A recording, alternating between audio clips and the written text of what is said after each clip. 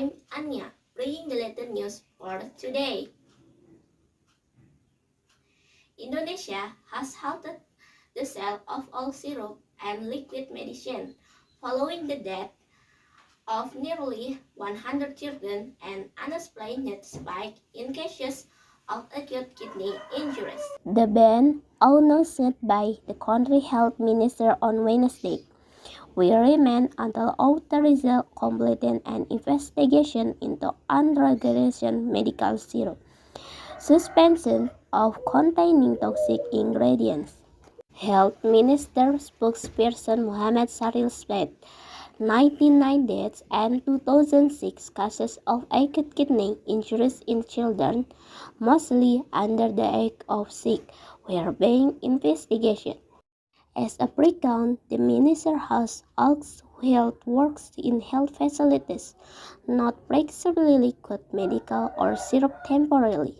We also asked that drugstores temporarily stop all sold non-prescription liquid medical or syrup until our investigations are complete.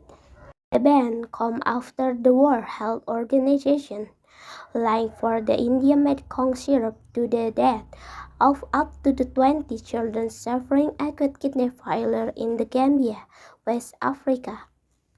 Earlier this month, India authorized shutdown a factory in New Delhi where the medicine were made.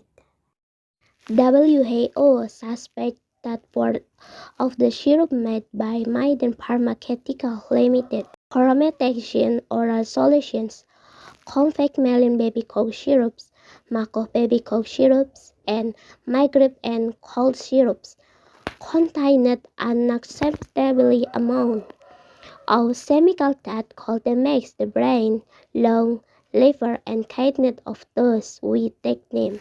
The syrup being used in the Gambia were not available in Indonesia, according to the Southeast Asia Country Food and Drug Agency.